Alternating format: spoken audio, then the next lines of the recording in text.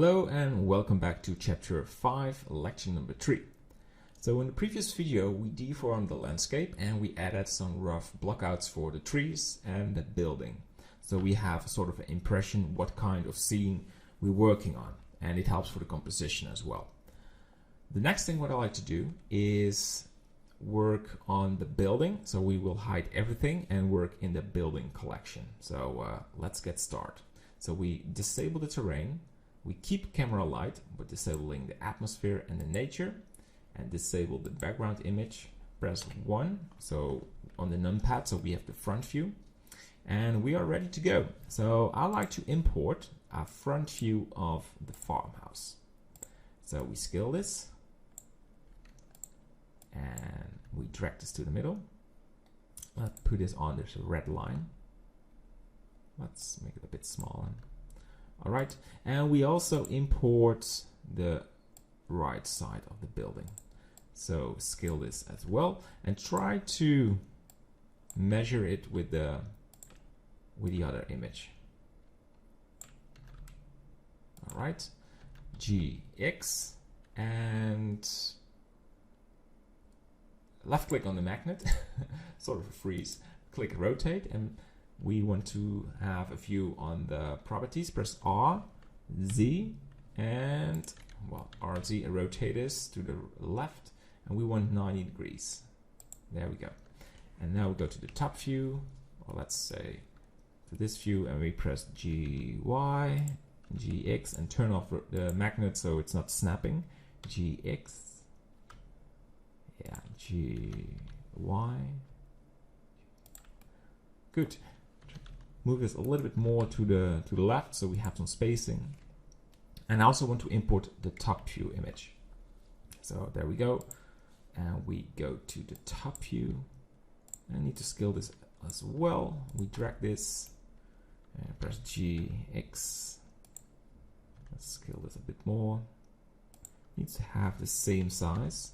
So I think the best thing to do is we have to match these two.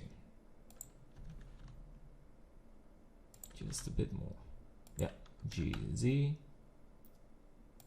GY. All right, let's just move it there, and we will probably need to move it later on. But we're now ready to work on the building. So we go to add mesh cube and name this cube to farmhouse. Build frame, base model, base frame, because we will add more objects, and if we just call this farmhouse, it will be looks a little bit weird.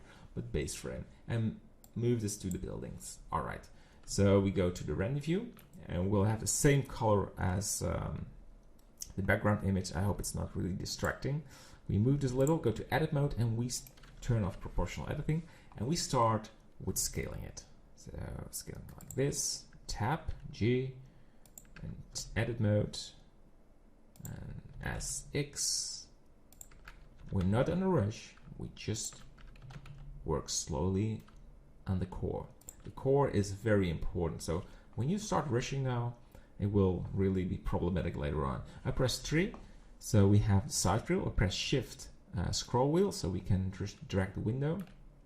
Press Tab, G, Y, so we can move this. Tap and press SX, S, Y, because we have a different view. These buttons are swiped. Tap, G, Y, and we move this a little. Yeah, I think it's now hitting the corners. So front view and right view, these looks good. So go to the wireframe, we select the top ones, and we extrude it. Press E till we hit this transition. So there is something going on right there. Left click, press B, and left click to select these. Press G, Y. There we go. And same for these. G, Y. All right.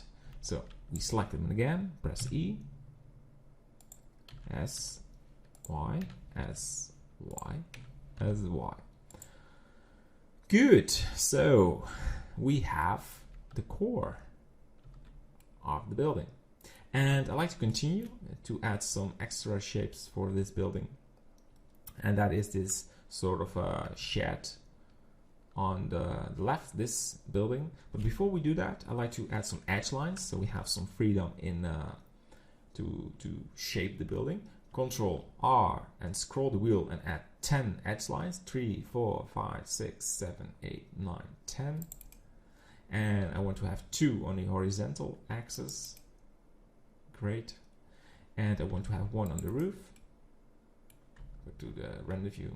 And 2 on the side. Great. So I also want to move some of the edge lines so we can extrude the part, the shed. So go to the wireframe, and first I'd like to add 1 more for here on the side. I will show you why we do that later on. And Alt left mouse click on this row, press GY or GX to move this. All right. And we are now ready to extrude it. Press 3 on the keyboard, so we are in the face mode. Go to the render view, and we start left, shift, left click to select all of these. There we go. Oh, and you don't want to select these, and that's why we added 1 extra edge line, because we now have this part, and we press E to extrude it.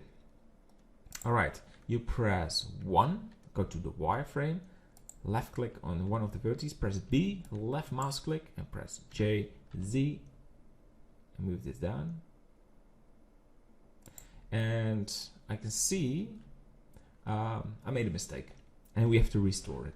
So what I did was I extruded it from the roof, and I want to have some spacing right there. So I press Ctrl Z, Ctrl Z, Ctrl Z, Ctrl Z, Ctrl Z, and press Ctrl R and add this extra edge line. It's good to make a mistake. I don't feel sorry for it, because that shows you the development process. We can just turn back and restore the problem. And yeah, it's good to see how to restore things, right? It will happen with your modeling as well. So it's all part of the process. It wasn't my original idea to make this mistake, but it just happened, and we're there. So we go back to the face selection mode, hold shift, left mouse click, and we select them again. Yes. And just front view to check if everything is selected right. Go to this, the side view, and we extrude it. There we go. And I go to press 1, and I like to move these down and select the top part and move that down as well. We create 1 extra edge line and select the top part, Z, and render view. All right, so and we have now some nice sort of a corner hole, and that will add some extra depth in this on this object. All right, so this is the end of this lecture 3. So we added the black background blueprints, just background blueprints, and we have this rough shape of the building, and you can see how powerful these background images are to just put them in the right position. Good.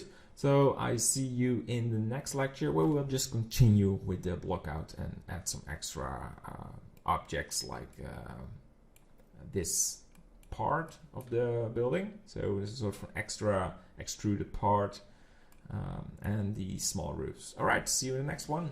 Bye bye.